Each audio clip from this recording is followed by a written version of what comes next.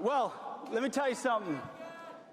Those B-2 pilots in Missouri hear you loud and clear.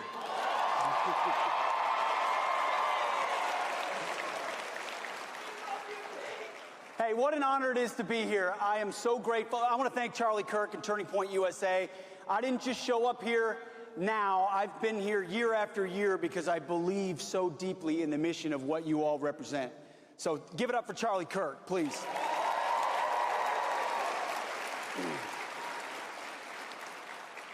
Obviously, this job, my day job, is the greatest professional honor I've had in my life. The opportunity to lead and serve our warriors. It's incredible. But let me start by saying, and a little bit of a message to all of you, because I'm looking out at the future of America. I think I might be looking out at some future warriors out here. And we'll get to that in a moment. I hope some of you do choose that path to raise your right hand to defend the Constitution and defend the nation, because we're going to need it. But at the same time, as I focus on, getting our military back on track and doing that job and serving the greatest commander-in-chief our country has had,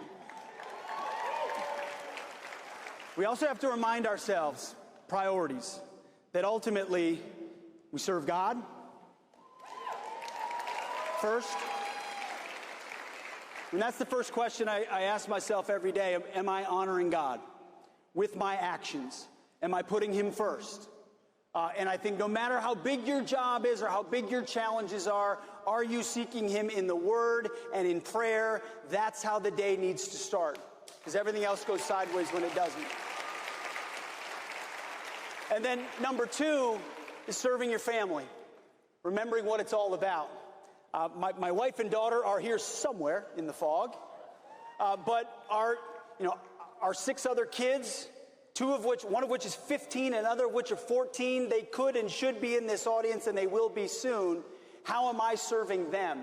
How am I directing them and giving them the perspective that all of you have about their Lord and Savior and about this country and about the threats we face and their duty to do something about it? That's my job as a father and as a husband. So yes, we're fighting for our country. But God and family come first, and I hope you remember that in all of your great pursuits, in everything that you focus on in your own life.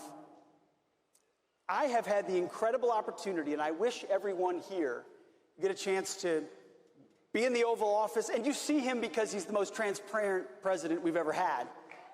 But to watch President Trump, whether it's the Oval Office or the Situation Room or in foreign countries, he does so much, but ultimately his willingness to put America first, apply common sense, and execute peace through strength is the core of what I get a chance to see every day.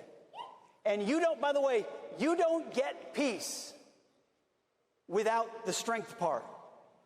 And that's my department, the strength department. And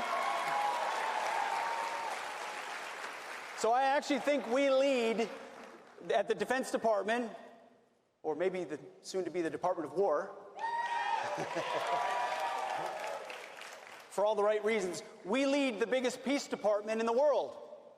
Our job is to be strong and ready and lethal so that you never have to use us. And if you use us, our capabilities are so overwhelming, our threat so looming, that we're able to conclude that mission swiftly and violently to the interests of the United States, or not have to use us at all. So the peace is preserved and deterrence sticks. And I'll never forget President Trump, when he chose me for this job, the first thing he said to me, he said, Pete, you're going to have to be tough. I can't even say the word, because it's a young crowd, 15, 16, tough as you know what. Tough as you know what. And I said, yes, sir. And boy, was he right. But the next thing he said to me was, Pete, I need you to restore the warrior ethos. I need you to get the military back to basics. We were distracted. Absolutely.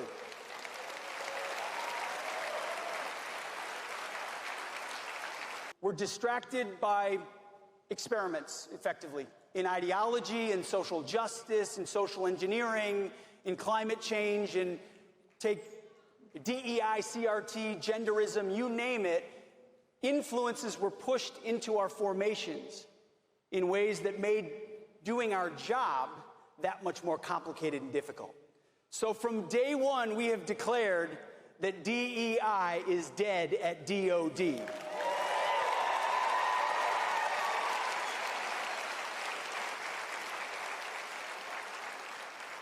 We're going back to gender-neutral, colorblind, merit-based performance standards.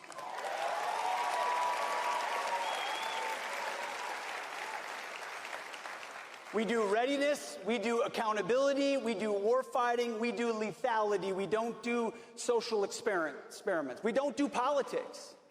I don't care in my formations. I mean, I have my political views and you have yours. Do you love the country? Have you sworn oath to defend the Constitution? And how good are you at your job? And my job is for you to be prepared in that mission. That's it. It's a back to basics moment, and we've seen the response from young Americans like this crowd has been historic because the American people want to serve.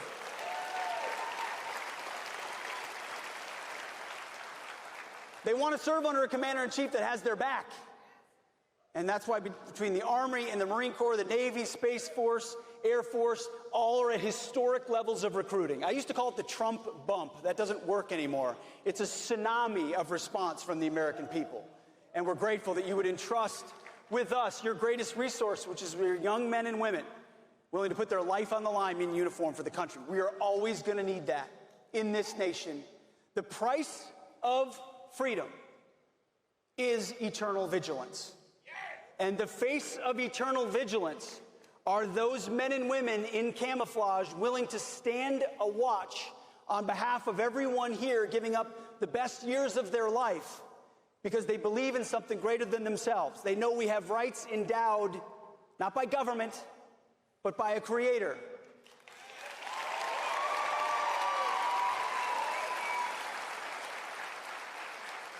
You see, our warriors understand we're about to celebrate America 250, which is incredible. But our warriors understand you never get 1776 without 1775, when the first Americans picked up their rifle and said, "This I will defend." You've always, ideas are important. Ideas are what Turning Point's all about. Back to basics, our founding principles. But if you're not able to defend those principles, you give them away, either to foreign enemies or domestic ideologies that have a very different view of our country. And so at the DOD, we're back to basics, to the Constitution. We don't do politics. We do warfighting on behalf of the American people to keep everybody safe. Sound good?